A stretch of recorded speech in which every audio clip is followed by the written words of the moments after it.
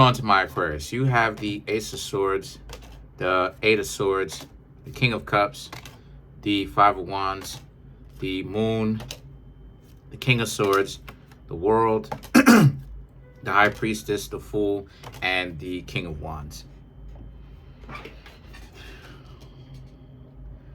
The Ace of Swords, the Eight of Swords, the King of Cups.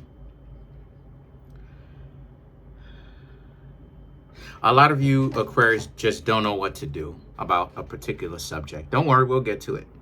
A lot of you just don't know what to do. A lot of you feel like you want to give up. You feel like you've put your sword down. You're not fighting the good fight anymore. You're done. You don't want to necessarily continue with something. The Eight of Swords, you don't necessarily know how to continue on. 8 and 1 is 9. A lot of worry. King of Cups, Five of Wands. You feel like so many times you've had to battle your way through relationships.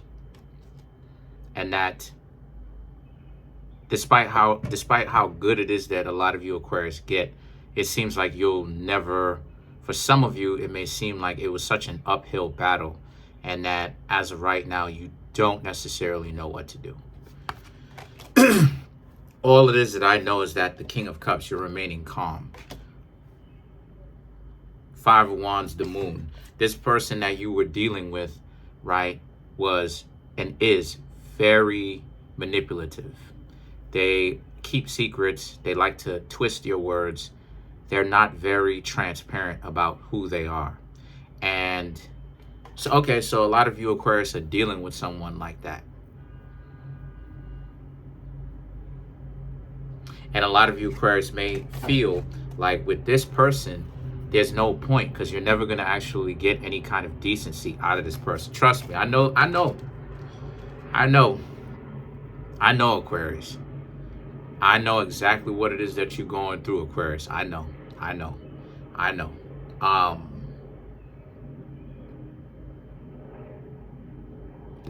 mean, to be real with you, there's nothing that you can really do. You just have to move on. Apology, no apology, them admitting, too delusional, right?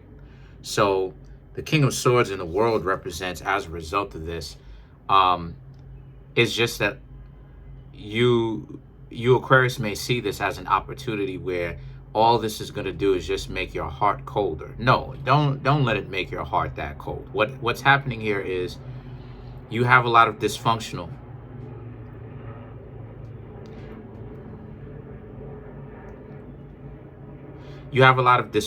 individuals, right? That's just out here, okay? And they like to make themselves seem like they're not threatening. They're not more of a threat than what they actually really are. And they try to pull you in nonsense. So it's not that you Aquarius have to harden your heart and start thinking that you can't trust absolutely anybody, including family members. It just means that you have to take a more well-rounded view of things. So, but it also means that you may really want to start, like I said, traveling. One state, one county does not necessarily mean that you've seen the whole world, pretty much. Thailand and all these places in Europe is slightly different. So the High Priestess now is about how, since this is the case, the High Priestess is the best thing for you to do. The High Priestess, the Fool, the High Priestess, the Fool, the King of Wands. The best thing for you to do is to ghost these people. Don't say anything to them anymore, or anything to anyone about the situation. Move on and try to continue to date and find something else with someone new. I mean, pretty much. The Fool, this should be behind you now. Yeah. So let's clarify some of these cards. Let's clarify the Moon. This person who is not very transparent. Let's clarify this. So you have the Hermit, the Eight of Wands, the Queen of Swords, and the Judgment. To clarify, the moon, right? Which is represents this person who was not very transparent with you. The hermit, again, they're always trying to come with some sort of manipulative tactic. Always something where they're being a serpent. They're trying to be a very sly individual. And a lot of you Aquarius may have caught them in certain lies, caught them trying to move the goalposts and act like one thing is not one thing. And then you have the Eight of Wands, which represents you were trying to communicate with them clearly, though, and get to the bottom of how the two of you can actually get along and be in a functional relationship. But the Queen of Swords and the Judgment, they just would basically judge the world out of you, right? Judge the mess out of you. And you would have to be on the defensive, or it felt like you were on the defensive, where you had to try to convince these people that what you were trying to do, you were not trying to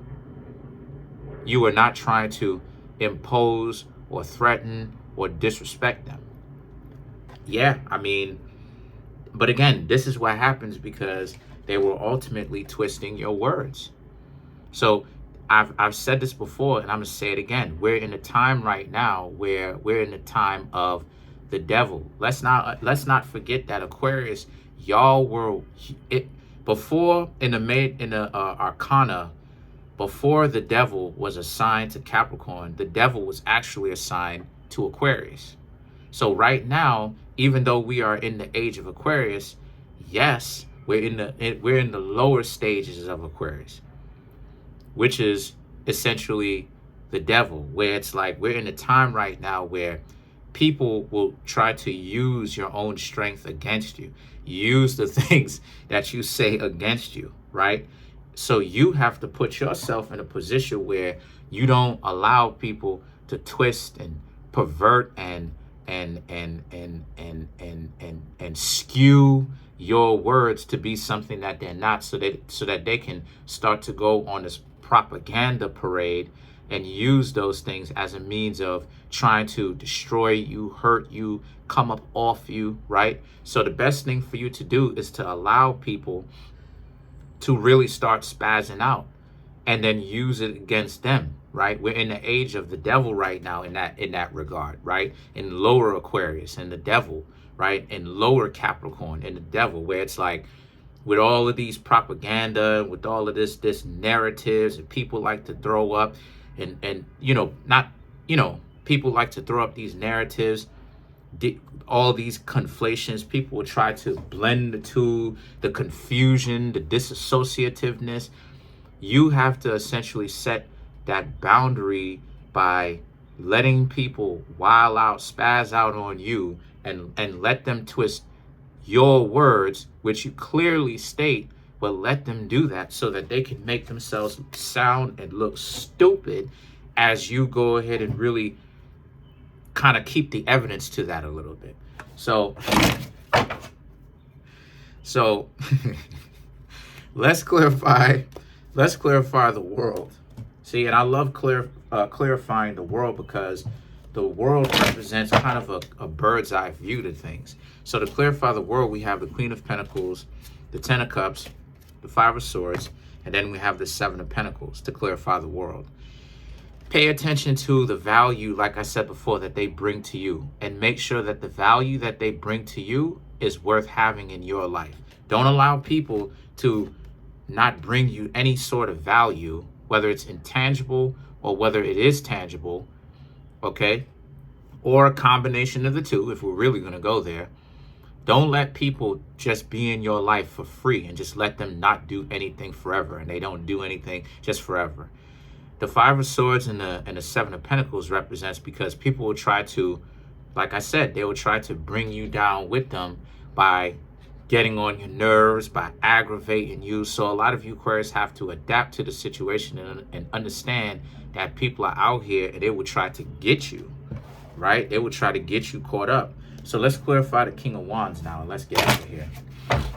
So to clarify the King of Wands, we have the Death, the Two of Cups. Yeah, like Two of Wands, and then you have the Six of Wands. Yeah, this is over between you and these people that you are trying to date, without a shadow of a doubt. You're moving forward to new people, starting fresh.